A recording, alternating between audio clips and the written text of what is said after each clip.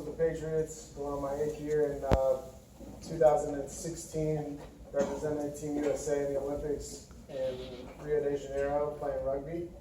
And through that journey, I've really been counted out all along the way, overlooked, underestimated, just through every page of that. And, I've kind of come through some long odds, I guess some would say, but ultimately I just want to tell you my story, and hopefully you guys can take something from it. I mean, I could sit up here and define what perseverance and overcoming adversity is to me, but I think it's kind of a little different to all of us. So I'm just going to tell you my story, and I hope it's something you can either relate to in your personal life or in your careers that you guys are building on right now. So with that, I was, like Chris said, born and raised here in Columbus, Ohio. Parents were divorced since as long as I can remember, 4 months old. Parents were divorced, so I went to school with my mom, small step in Cincinnati, but 8th grade in high school, Hilliard-Davidson, Ohio. Spent my weekends and my summers with my dad out in Springfield, Ohio. We had a family-owned junkyard out there, and it was 4th generation with my father. My great-great-grandfather actually started it. I don't know why in Springfield, Ohio, because when he came from Eastern Europe, he was on a boat and he couldn't speak English. And he asked the guy, where is he going to go when he gets to America? And the guy said Springfield, Ohio, for whatever reason. And so my great-great-grandfather said, I guess I'll go there too. So that's why it's in Springfield, Ohio. But really blue-collar upbringing for me, growing up in a junkyard. Playing rugby. Very different upbringing as well.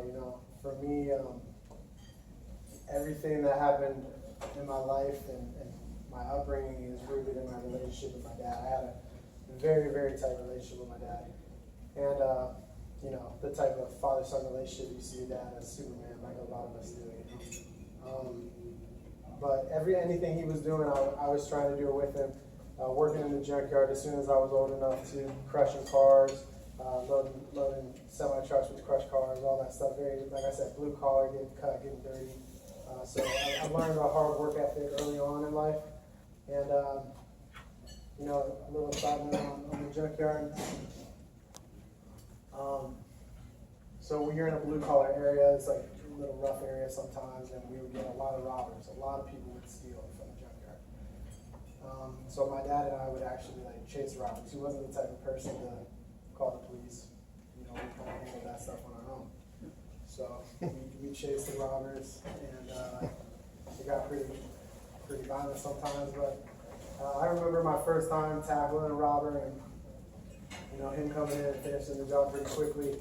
And people ask me how I learned to tackle playing football with rugby, and I'm like, actually, I was tackling robbers when I was 15 years old in the junkyard.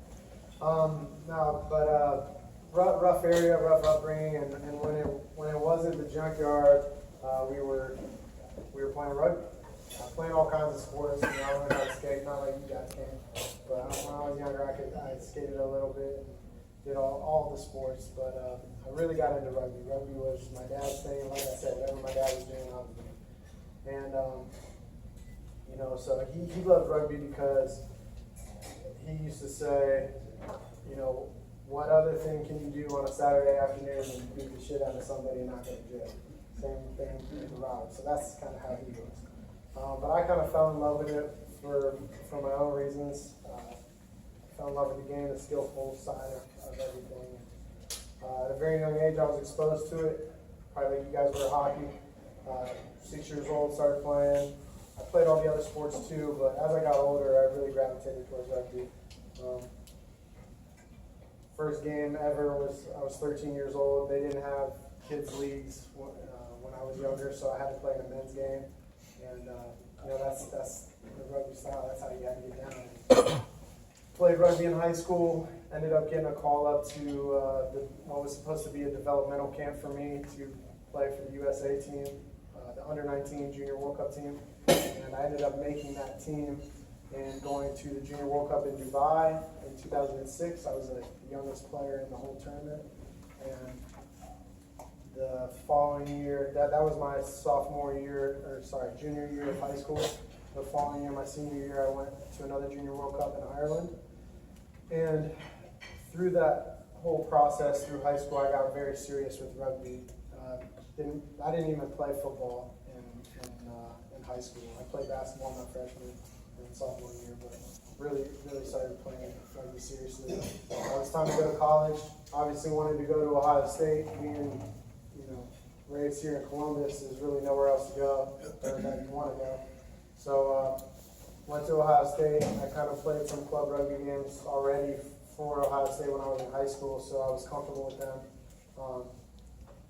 Ended up, playing in my final Junior World Cup my freshman year at Ohio State. And then after that, I was kind of stuck in a lull because couldn't play for the national team.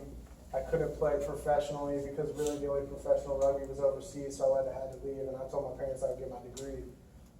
So I kind of had, 3 more years of college. I was in my sophomore year, going into my sophomore year, and I was stuck kind of playing club rugby at Ohio State. Nothing against club rugby at Ohio State, but you go from playing, like you guys love playing international players, under professional contract in the Junior World Cup. We played South Africa, 22 and 26 guys were already under contract, to go in to play club rugby in the United States. It's a big difference, and it was like me versus everybody. It got frustrating. I started looking in different directions. Go back a little bit, my senior year in high school, I wanted to play football with my friends. Long story short, I didn't do it. They ended up winning the Division I state championship in Ohio, which is a big deal for football in Ohio. And I was a little bittersweet about that. So I'm going into my sophomore year of college at Ohio State, just playing rugby, and I decided I want to play football. I decided I wanted to walk onto Ohio State and play football. So I had this conversation with my dad. Told him basically I wanted to walk on and play football at Ohio State. And to sum up that conversation, it was, as long as you are going to play so you can go to the NFL to make a career out of this, I'm cool with it. Like, you don't need to throw away your rugby career that you've come so far, you've built, you played in all over the world, and you set yourself up for it just to go play at Ohio State. So that was my goal. That was my talk with him, and try to make the team at Ohio State, try to get to the NFL, try to make a professional career for myself. That was on a Wednesday night in November.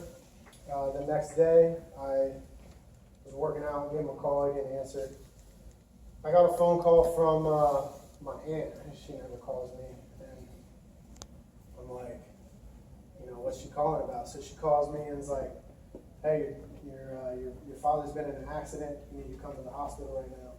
So I'm like, boom, in the car from Columbus, from Ohio State, driving out on 70 towards Dayton, Springfield. He was at Dayton Hospital. And, I started thinking, my dad, he'd been in a car accident. He was the type of dude that would put a DVD player on the dashboard and put headphones on, like while he was on the highway driving. So I was like, yeah, this dude got in a car accident. But, come to find out, I wish it would have been a car accident. He was at the junkyard, and a couple robbers came in, and a robbery went bad. Guy had a crowbar. He got hit over the head a few times, broke his skull. They life flighted him to Dayton.